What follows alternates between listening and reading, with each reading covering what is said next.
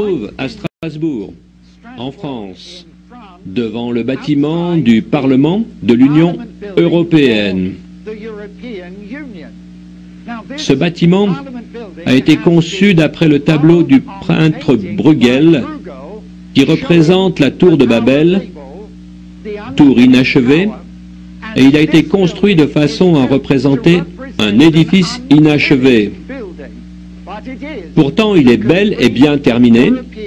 Il abrite le Parlement européen et je suis en ce moment même devant ce bâtiment dont la construction, qui a coûté 12 milliards de dollars, a été achevée en décembre 2000.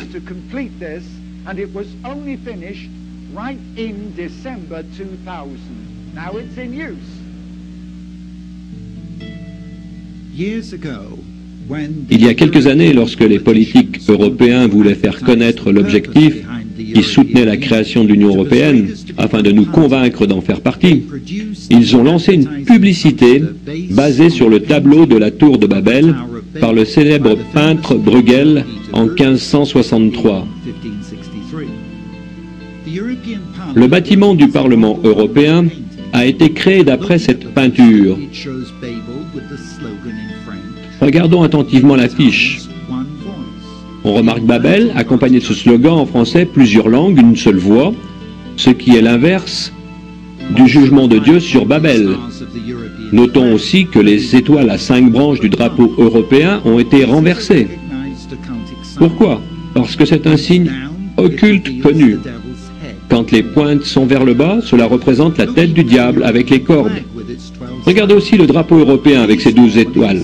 Normalement, c'est pour représenter la couronne de Marie, reine du ciel. Mais dans la culture babylonienne, le titre de reine du ciel est le titre légendaire donné à la mère terrestre de Nemrod, le constructeur de Babylone. Mais qu'est-ce que Babel? Selon le récit biblique, la ville de Babylone a été construite peu après le déluge par l'un des descendants de Noé, appelé Nemrod.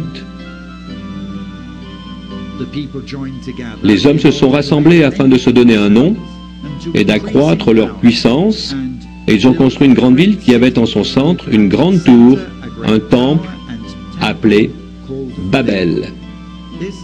Cette tour était le symbole de leur rébellion contre Dieu.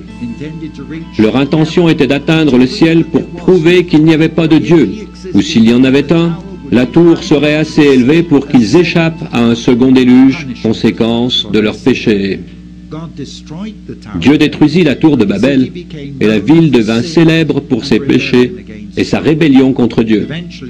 Bien plus tard, en 586 avant Jésus-Christ, Dieu permit que même les enfants d'Abraham, les Juifs, soient emmenés en exil à Babylone à cause de leurs péchés. Pendant que nous prenions ces vues, j'ai demandé à une journaliste native de Strasbourg si elle comprenait la signification de cette tour. Effectivement, elle m'a confirmé que les membres du Parlement européen comprennent eux aussi que ce bâtiment représente la Babel de la Bible. Mais que le but de l'Union européenne est de finir ce que Nemrod et tous ces gens rassemblés n'ont pas pu réussir à accomplir il y a quelques 3500 ans. Que veulent-ils finir? La tour, c'est-à-dire la puissance d'un peuple qui, en adoptant le péché comme un style de vie normal, s'unit dans sa rébellion totale et définitive contre Dieu. Il est intéressant de noter que les deux symboles principaux dont se sert l'Union européenne se trouvent en réalité tous deux dans la Bible.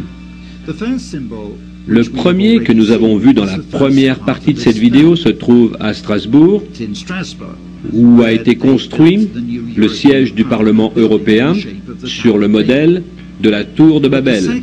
Le second symbole adopté par l'Union européenne est bien pire. En fait, le terme à employer pour le décrire ne peut être autre que pervers et même démoniaque dans sa représentation de l'abus et de la dépravation. Il représente un acte criminel contre une femme, acte qui devrait aboutir à l'emprisonnement de celui qui l'a commis.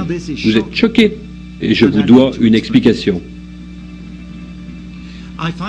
J'ai trouvé 3 origines ou sources de ce symbole. Mais d'abord, en quoi consiste-t-il et où se trouve-t-il? C'est la sculpture de la femme sur la bête qui est la principale attraction devant le bâtiment du Conseil de l'Europe à Bruxelles. Son origine est facilement vérifiable. Cette sculpture représente le mythe grec du viol de l'Europe. C'est de ce mythe et de cette femme que le continent européen tire son nom. Cependant, nous trouvons aussi la même image de la femme chevauchant la bête dans la Bible, dans l'Apocalypse, au chapitre 17 et au chapitre 13. La bête elle-même est révélée dans la vision de Daniel, dans l'Ancien Testament, au chapitre 7 du livre de Daniel. La première source de ce symbole, nous la découvrons dans la mythologie grecque, dans l'histoire de Zeus. Le père des dieux, ayant aperçu une très belle femme, Europe, seule sur une plage de Phénicie, remarquons en passant que cette plage fait aujourd'hui partie d'Israël, il voulut la séduire. Il se transforma en un taureau d'une blancheur étincelante avec 2 cornes en croissant de lune et se coucha à ses pieds. La jeune femme monta sur son dos et il s'enfonça dans la mer où il la viola. Europe conçut un fils. Quand elle mourut, elle reçut les honneurs divins en tant que reine du ciel, tandis que le taureau se fondait dans la constellation que nous appelons le taureau et que nous voyons encore aujourd'hui. Il est facile de dire que je me trompe, mais ici, même à Bruxelles, à seulement 1 kilomètre du Parlement européen, avec ce symbole de la femme chevauchant la bête, se trouve un centre commercial. On y voit la même femme, et comme le montrent ces vues, il n'y a pas qu'un seul magasin, mais plusieurs qui s'appellent Jupiter, ce qui est le nom romain du père des dieux, appelé Zeus en grec. En plus de la sculpture devant le bâtiment du Conseil de l'Europe à Bruxelles, on trouve des tableaux représentant la femme chevauchant la bête à l'intérieur des bâtiments du Parlement européen, tant à Bruxelles qu'à Strasbourg. Quand Jésus révéla à Jean la femme, selon Apocalypse 17, assise sur une bête écarlate avec beaucoup de cornes, parlait-il prophétiquement de l'Europe d'aujourd'hui? Nous savons que l'Apocalypse est une prophétie. Est-elle en train de se réaliser? Et pourquoi cette femme est-elle appelée Mystère Babylone la Grande? Et à qui correspond cette puissante bête avec ses cornes? Dans la mythologie, cette femme, Europe, s'est attachée au Père des dieux qui s'était déguisé en taureau avec des cornes en forme de croissant de lune. Le symbole du Père du Dieu païen du Moyen-Orient, c'est-à-dire Baal, d'après l'archéologie et la Bible, et Zeus ou Jupiter, d'après la culture grecque ou romaine, était un taureau avec des cornes en forme de croissant de lune. Et le dieu principal de la Babylone et du Moyen-Orient, dans l'Antiquité, était le dieu de la lune, lui aussi représenté par un taureau avec des cornes en croissant de lune, ou plus simplement par un croissant de lune. Nous avons toutes les raisons de croire que Allah est le même Dieu de la lune que Mahomet a choisi d'adorer et qui est encore adoré par des millions de gens de nos jours. Le croissant de lune est le symbole universel de l'islam que l'on voit partout sur les drapeaux et sur les mosquées. Alors, quel rapport y a-t-il entre l'Europe et l'islam? L'histoire montre que depuis le commencement, l'islam est en lutte avec l'Europe. D'abord, les incursions de l'islam en Europe, en passant par la Turquie, les Balkans, l'Espagne et la France, afin de dominer l'Europe par la guerre. Puis, les invasions par les croisés européens sur le territoire biblique d'Israël, afin d'en arracher le contrôle des mains de l'islam. Ensuite, il y a 100 ans, la découverte du pétrole au Moyen-Orient a fait de ces nations islamiques les pays les plus puissants et les plus convoités politiquement et économiquement de la planète. Ce fut le début d'une union violente entre l'islam et l'Europe.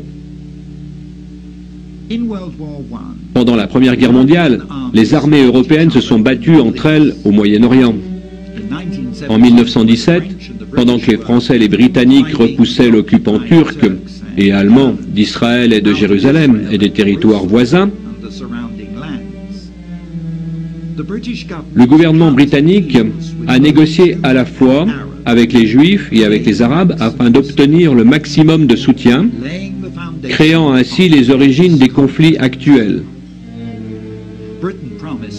La Grande-Bretagne a promis, premièrement aux Juifs, par l'intermédiaire de Lord Balfour, de considérer favorablement l'établissement en Palestine d'un foyer national pour les Juifs.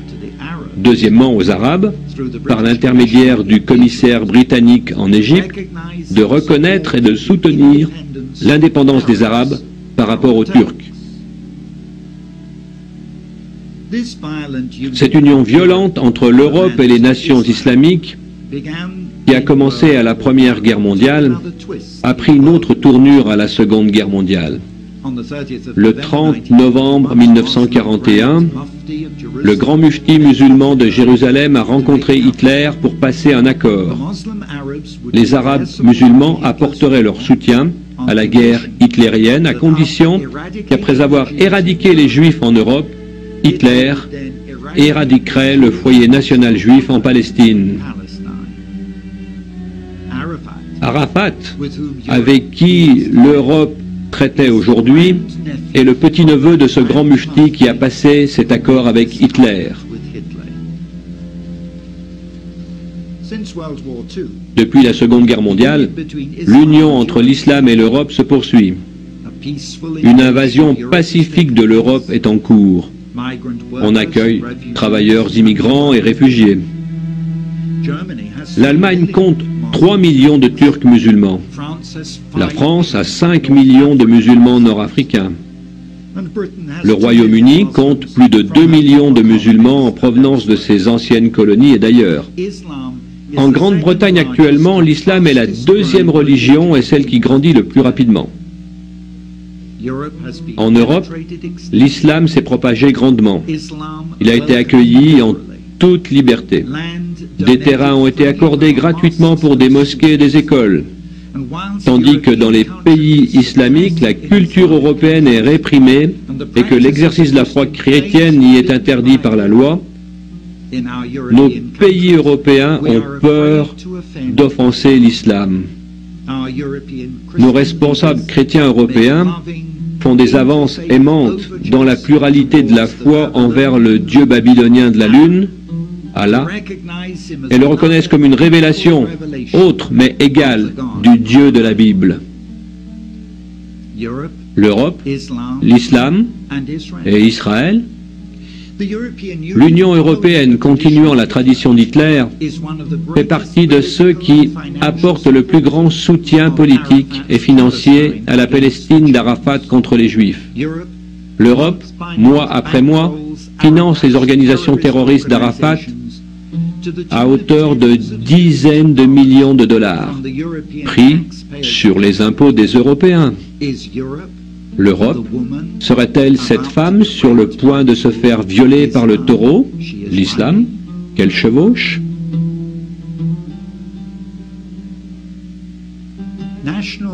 En juin de cette année, de grands journaux nationaux ont annoncé qu'à cause de la politique de la porte ouverte à l'immigration en Belgique, ce pays est devenu le quartier général de l'invasion musulmane en Europe. Le centre de commandement des forces militantes de Al-Qaïda se trouve à Bruxelles, où se trouve aussi le centre de commandement de l'Union européenne. Voilà où nous en sommes spirituellement aujourd'hui. Est-ce que vous réalisez la gravité de la menace de l'islam? Les musulmans adorent Allah, qui, comme nous vous l'avons montré, n'est autre que Baal ou le dieu de la lune. Pourtant, dans les pays occidentaux, ils sont invités à prendre part à des cultes interreligions. Dans les pays occidentaux, on parle des 3 religions du livre. Les Juifs qui croient en l'Ancien Testament, les chrétiens qui croient en la Bible entière et les musulmans qui croient en leur Coran. Mais Allah n'est pas du tout notre Dieu. Regardez le symbole qu'ils emploient. Le croissant de lune sur leur mosquée, sur leur drapeau, à la forme des cornes d'un taureau.